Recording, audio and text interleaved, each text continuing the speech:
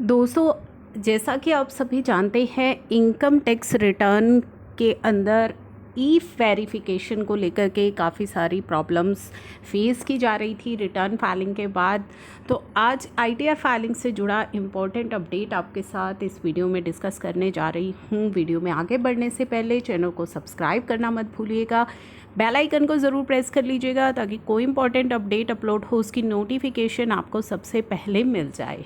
तो ई वेरिफिकेशन की प्रॉब्लम्स आ रही थी। अब हम बात करेंगे असेसमेंट ईयर 1920 ऑनवर्ड्स आपके लिए एक नई फैसिलिटी दी गई है। उस फैसिलिटी के बारे में आपको पोर्टल पर आ जाना है और विदाउट लॉगिन यानी कि लॉगिन किए बिना ही आप इस फैसिलिटी को यूज़ कर पाएंगे। आपको जाना है ई वेरीफाई के अंदर। ई वेरीफाई का ऑप्शन आपको लॉगिन करने से पहले ही दिखाई देगा अब पोर्टल पर, और यहाँ पे आकर के कुछ इंस्ट्रक्शंस आपको दी गई हैं कि you can E verify when return file for assessment year is 1920 and onwards. अगर आप अपनी रिटर्न ई वेरीफाई करना चाहते हैं केवल तभी आप इस ऑप्शन को यूज़ कर सकते हैं।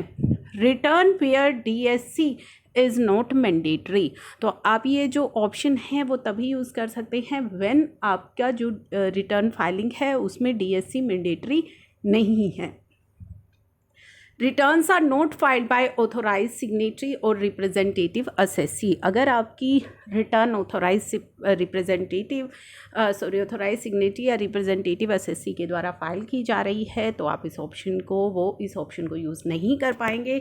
Authorise signatory and representative assessee are required to e verify their return post login, यानी कि लॉगिन करने के बाद ही एज अ रिप्रेजेंटेटिव कैपेसिटी वो जब लॉगिन करेंगे उसके बाद ही वो ई वेरीफाई कर पाएंगे। तो रिटर्न फाइलिंग के बाद जो ई वेरिफिकेशन की समस्या आ रही थी, अगर आप इस ऑप्शन का यूज़ करके अपनी रिटर्न को ई वेरीफाई करेंगे तो आपकी ई वेरिफिकेशन में समस्या नहीं आएगी।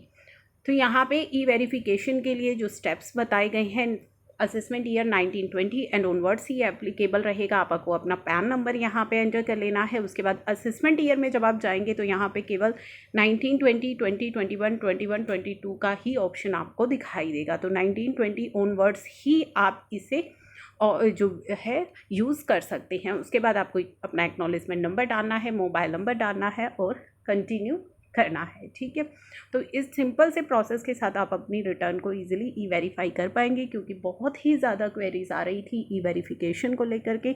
ई वेरिफिकेशन नहीं हो पा रही थी, तो ये ऑप्शन जो है अब आपके लिए ला दिया गया है, जो आप लॉगिन करने से पहले ही इस ऑप्शन के थ्रू अपनी रिटर्न को ई वेरीफाई कर पाएंगे। तो ठीक है, ये आपको नीचे अवर सर्विसेज के अंदर ऑप्शन दिखाई देगा verify your income tax return का। आप लॉगिन करने के बाद भी अपनी रिटर्न को ई वेरीफाई कर सकते हैं, आपको वहाँ पे ऑप्शन मिलता है। लेकिन जो प्रॉब्लम आ रही, टेक्निकल ग्लिचेस आ रहे थे पोर्टल पर, तो उसकी वजह से ये नया प्रोसेस इंट्रोड्यूस किया गया है।